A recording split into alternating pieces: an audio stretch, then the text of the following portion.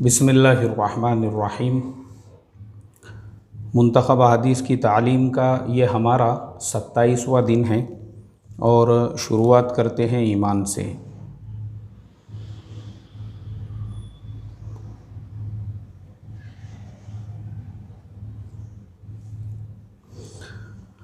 عن عبد الرحمن بن یزید رحمہ اللہ قال ذکروا عند عبد اللہ اصحاب محمد صلی اللہ علیہ وسلم وإيمانهم قال فقال عبد الله إن أمر محمد صلى الله عليه وسلم كان نبينا لمن رآه والذي لا إله غيره ما آمن مؤمن أفضل من إيمان بغيب ثم قرأ ألف لام ميم ذلك الكتاب لا ريب فيه إلى قوله تعالى يؤمنون بالغيب رواه حاکم۔ حضرت عبد الرحمن ابن یزید رحمۃ اللہ علیہ فرماتے ہیں، حضرت عبداللہ کے سامنے کچھ لوگوں نے رسول اللہ صلی اللہ علیہ وسلم کے صحابہ اور ان کے ایمان کا تذکرہ چھیڑ دیا۔ اس پر حضرت عبداللہ نے فرمایا، رسول اللہ صلی اللہ علیہ وسلم کی صداقت ہر اس شخص کے سامنے جس نے آپ کو دیکھا تھا بالکل صاف اور واضح تھی۔ اس ذات کی قسم جس کے سوا کوئی معبود نہیں، سب سے افضل ایمان اس شخص کا ہے جس کا ایمان بن دیکھے ہو۔ پھر اس کے ثبوت میں انہوں نے یہ آیت پڑھی، الف لام میم ذالک الکتاب لا ریب فیہ سے یؤمنون بالغیب تک۔ ترجمہ، یہ کتاب ہے، اس میں کوئی شک اور شبہ نہیں، متقیوں کے لیے ہدایت ہے جو غیب پر ایمان رکھتے ہیں۔ حضرت عبد الرحمن ابن یزید رحمۃ اللہ علیہ فرماتے ہیں، حضرت عبداللہ کے سامنے کچھ لوگوں نے رسول اللہ صلی اللہ علیہ وسلم کے صحابہ اور ان کے ایمان کا تذکرہ چھیڑ دیا۔ اس پر حضرت عبداللہ نے فرمایا، رسول اللہ صلی اللہ علیہ وسلم کی صداقت ہر اس شخص کے سامنے جس نے آپ کو دیکھا تھا بالکل صاف اور واضح تھی۔ اس ذات کی قسم جس کے سوا کوئی معبود نہیں، سب سے افضل ایمان اس شخص کا ہے جس کا ایمان بغیر دیکھے ہو۔ اور پھر اس کے ثبوت میں انہوں نے قرآن کی یہ آیت تلاوت کی، الف لام میم ذالک الکتاب لا ریب فیہ سے یؤمنون بالغیب تک۔ یہ کتاب ہے، اس میں کوئی شک اور شبہ نہیں، متقیوں کے لیے ہدایت ہے جو غیب پر ایمان رکھتے ہیں۔ فضائل نماز میں سے پڑھا جا رہا ہے۔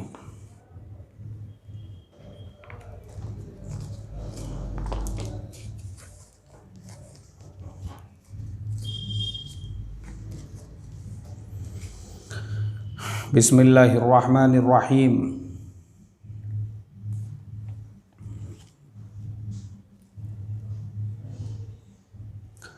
عن ابی امامۃ رضی اللہ عنہ قال قال رسول اللہ صلی اللہ علیہ وسلم من قرأ آیۃ الکرسی فی دبر کل صلاۃ مکتوبۃ لم یمنعہ من دخول الجنۃ الا ان یموت۔ حضرت ابو امامہ رضی اللہ تعالیٰ عنہ سے روایت ہے، رسول اللہ صلی اللہ علیہ وسلم نے ارشاد فرمایا، جو شخص ہر فرض نماز کے بعد آیت الکرسی پڑھ لیا کرے، اس شخص کو جنت میں جانے سے صرف اس کی موت ہی روکے ہوئے ہے۔ ایک روایت میں آیت الکرسی کے ساتھ سورہ قل ھو اللہ احد پڑھنے کا بھی ذکر ہے۔ حضرت ابو امامہ رضی اللہ تعالیٰ عنہ سے روایت ہے، رسول اللہ صلی اللہ علیہ وسلم نے ارشاد فرمایا، جو شخص ہر فرض نماز کے بعد آیت الکرسی پڑھ لیا کرے، اس کو جنت میں جانے سے صرف موت ہی روکے ہوئے ہیں۔ ایک روایت میں آیت الکرسی کے ساتھ قل ھو اللہ احد پڑھنے کا بھی ذکر ہے۔ علم اور ذکر میں سے پڑھا جا رہا ہے۔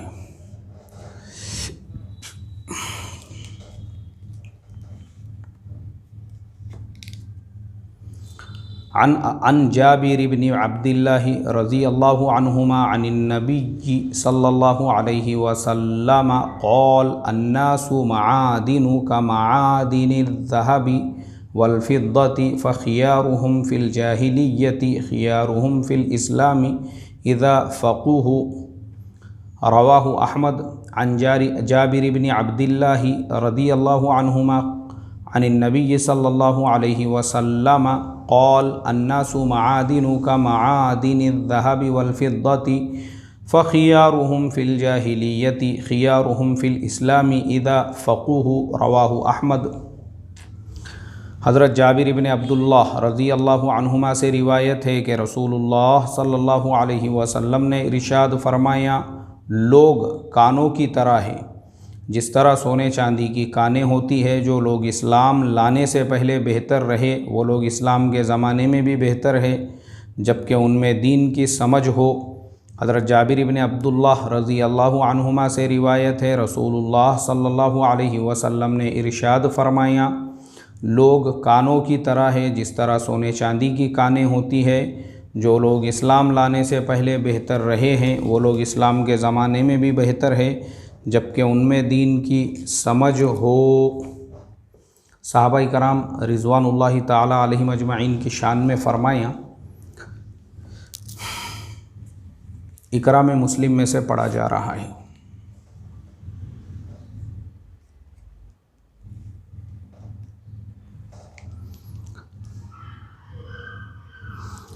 عن انس بن مالک رضی اللہ عنہ قال قال رسول اللہ صلی اللہ علیہ وسلم اذا ابتلى اللہ عز وجل عبد المسلم ببلاء في جسده قال اللہ عز وجل للملك اكتب له صالح عمله الذي كان يعمله فإن شفاه غسله وطهره وَإِن قَبَضَهُ غَفَرَ لَهُ وَرَحِمَهُ۔ حضرت انس بن مالک رضی اللہ تعالیٰ عنہ روایت کرتے ہیں، رسول اللہ صلی اللہ علیہ وسلم نے ارشاد فرمایا، اللہ تبارک و تعالی جب کسی بندے کو جسمانی بیماری میں مبتلا کرتے ہیں تو اللہ تعالیٰ فرشتے کو حکم دیتے ہیں، اس بندے کے وہی سب نیک اعمال لکھتے رہو جو یہ تندرستی کے زمانے میں کیا کرتا تھا۔ پھر اگر اس کو شفا دیتے ہیں تو اسے گناہوں سے دھو کر پاک صاف فرما دیتے ہیں، اور اگر اس کی روح قبض کر لیتے ہیں تو اس کی مغفرت فرماتے ہیں اور اس پر رحم فرماتے ہیں۔ حضرت انس بن مالک رضی اللہ تعالیٰ عنہ روایت کرتے ہیں، رسول اللہ صلی اللہ علیہ وسلم نے ارشاد فرمایا، اللہ تبارک و تعالی جب کسی بندے کو جسمانی بیماری میں مبتلا کرتے ہیں تو اللہ تعالیٰ فرشتے کو حکم دیتے ہیں، اس بندے کے وہی سب نیک اعمال لکھتے رہو جو یہ تندرستی کے زمانے میں کیا کرتا تھا۔ پھر اگر اس کو شفا دیتے ہیں تو اسے گناہوں سے دھو کر پاک صاف فرما دیتے ہیں، اور اگر اس کی روح قبض کر لیتے ہیں تو اس کی مغفرت فرماتے ہیں اور اس پر رحم فرماتے ہیں۔ اخلاص نیت میں سے پڑھا جا رہا ہے۔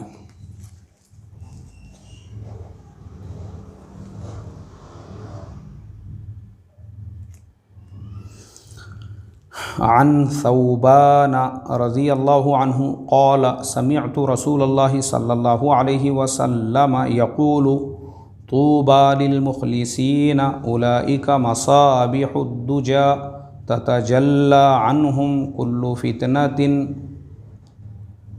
ظلماء۔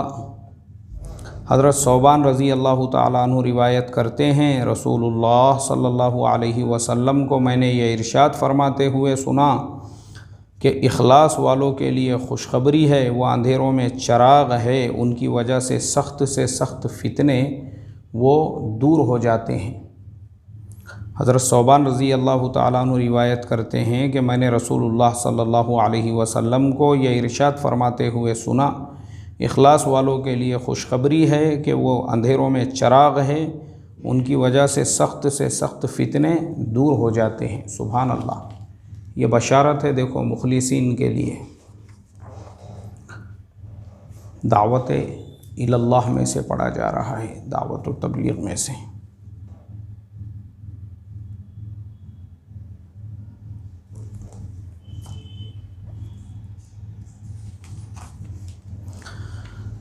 عن انس رضی اللہ عنہ قال کان غلاما یہودی یخدم النبی صلی اللہ علیہ وسلم. دیکھو یہ کتاب میں بھی جو ہے عربی کے اندر بہت زیادہ اعراب کی غلطیاں ہیں، تو میں انشاءاللہ کوئی اور کتاب دیکھتا ہوں کل سے. یہ اپنی جو پرانی کتاب ہے، کیونکہ اس میں بھی جو ہے نا اعراب ایک دوسرے میں ملے ہوئے ہیں. اب یہ تشدید کے نیچے زبر زیر ہے، کیا ہے کچھ سمجھ میں نہیں آ رہا. یخدم النبی صلی اللہ علیہ وسلم فمرض فاتاه النبی صلی اللہ علیہ وسلم یعوده فقعد عند رأسه فقال له اسلم فنظر الى ابیہ وهو عنده فقال له اطیع ابا القاسم فاسلم فخرج النبی صلی اللہ علیہ وسلم وهو يقول الحمد للہ الذی انقذہ من النار. رواہ بخاری. حضرت انس رضی اللہ تعالیٰ عنہ فرماتے ہیں ایک یہودی لڑکا رسول اللہ صلی اللہ علیہ وسلم کی خدمت میں کیا کرتا تھا. وہ بیمار ہو گیا تو رسول اللہ صلی اللہ علیہ وسلم اس کی بیمار پرسی کے لیے تشریف لے گئے. آپ اس کے سرہانے بیٹھ گئے. فرمایا کہ مسلمان ہو جاؤ. اس نے اپنے باپ کو دیکھا جو وہیں تھا. اس نے کہا ابو القاسم صلی اللہ علیہ وسلم کی بات مان لو. چنانچہ وہ مسلمان ہو گیا. جب رسول اللہ صلی اللہ علیہ وسلم باہر تشریف لائے تو آپ فرما رہے تھے کہ تمام تعریفیں اللہ کے لیے ہے جنہوں نے اس لڑکے کو جہنم کی آگ سے بچا لیا. حضرت انس رضی اللہ تعالیٰ عنہ فرماتے ہیں ایک یہودی لڑکا رسول اللہ صلی اللہ علیہ وسلم کی خدمت کیا کرتا تھا. وہ بیمار ہو گیا تو رسول اللہ صلی اللہ علیہ وسلم اس کی مزاج پرسی کے لیے تشریف لے گئے. آپ اس کے سرہانے بیٹھ گئے. فرمایا کہ مسلمان ہو جاؤ. اس نے اپنے باپ کو دیکھا جو وہیں پر بیٹھا ہوا تھا. اس نے کہا ابو القاسم صلی اللہ علیہ وسلم کی بات مان لو. چنانچہ وہ مسلمان ہو گیا. جب رسول اللہ صلی اللہ علیہ وسلم باہر تشریف لائے تو آپ فرما رہے تھے کہ تمام تعریفیں اللہ کے لیے ہے جنہوں نے اس لڑکے کو جہنم کی آگ سے بچا لیا.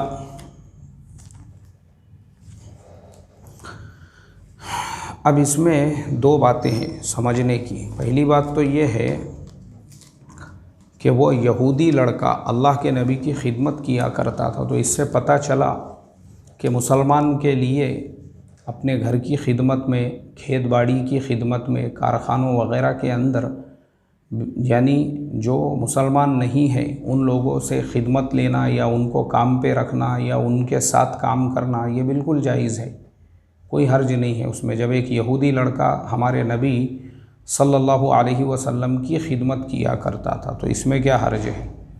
اور دوسری چیز، دعوت دینے کا طریقہ یہ ہے کہ آپ اپنے اخلاق اس کو بتاؤ.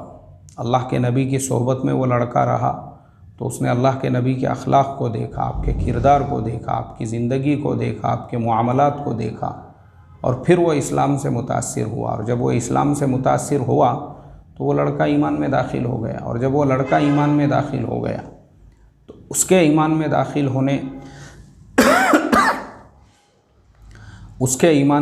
ہونے سے ہم لوگوں کو یہ سبق ملتا ہے کہ اللہ کے نبی کے صحبت میں اتنا زمانہ وہ رہا، لیکن آپ نے اس کو پورے وہ زمانے میں جب اس کے انتقال کا وقت آیا تو آپ نے اس کو اسلام کی دعوت دی. پتہ چلا وہ جو قرآن کی آیت ہے ادعو الی سبیل ربک بالحکمت والموعظۃ الحسنہ، اس پہ عمل کرنا چاہیے. یہ نہیں ہے کہ پہلے ہی دن کسی کے اوپر پوری شریعت تھوپنے کی کوشش کی جائے، بلکہ پہلے اخلاق سے، کردار سے اس کو پہلے مائل کرنا چاہیے، پھر قائل کرنا. وہ اللہ کے نبی کی صحبت میں اتنے زمانے تک رہا تو وہ مائل ہو گیا اسلام سے، اور جب مرنے کا وقت آیا تو فوراً قائل بھی ہو گیا جب اس کو کلمہ پڑھایا گیا. تو یہ ہے طریقہ دعوت کا. اللہ ہم کو اس حکمت والے طریقے سے دعوت دینے والا بنائیں. اب ہم پڑھ رہے ہیں لا یعنی باتوں سے بچنا. عن امۃ بنت ابی الحکم الغفاریہ رضی اللہ عنہا قالت سمعت رسول اللہ صلی اللہ علیہ وسلم یقول ان الرجل لیدنو من الجنة حتی ما یکون بینہ وبینہا قید ذراع فیتکلم بالکلمۃ فیتباعد منہا ابعد من صنعاء رواہ احمد۔ ابو الحکم غفاریہ کی صاحبزادی کی باندی رضی اللہ عنہا فرماتی ہیں کہ میں نے رسول اللہ صلی اللہ علیہ وسلم کو یہ ارشاد فرماتے ہوئے سنا، ایک شخص جنت کے اتنے قریب ہو جاتا ہے کہ اس کے اور جنت کے درمیان ایک ہاتھ کا فاصلہ رہ جاتا ہے، پھر کوئی ایسا بول دیتا ہے جس کی وجہ سے جنت سے اس سے بھی زیادہ دور ہو جاتا ہے جتنا مدینہ سے یمن کا شہر صنعاء دور ہے۔ ابو الحکم غفاریہ کی صاحبزادی کی باندی رضی اللہ عنہا فرماتی ہیں کہ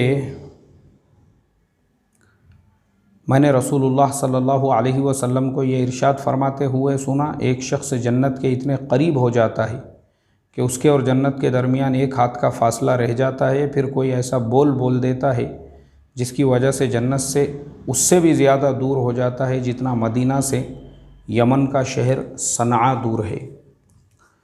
اس لیے محترم دوستو، زبان سے کفریہ شرکیہ کلمات جو ہے آدمی نے بہت زیادہ احتیاط برتنے کی ضرورت ہے۔ اللہ تعالیٰ سے دعا کرتا ہوں ہم تمام کو اللہ اپنے زبانوں کی حفاظت کی توفیق عطا فرمائیں، اور یہ جو تعلیم ہے اللہ تعالیٰ اس سے ہمارے قلوب کو، ہمارے دلوں کو منور فرمائیں اور دلوں میں انوار پیدا فرمائیں، آمین ثم آمین۔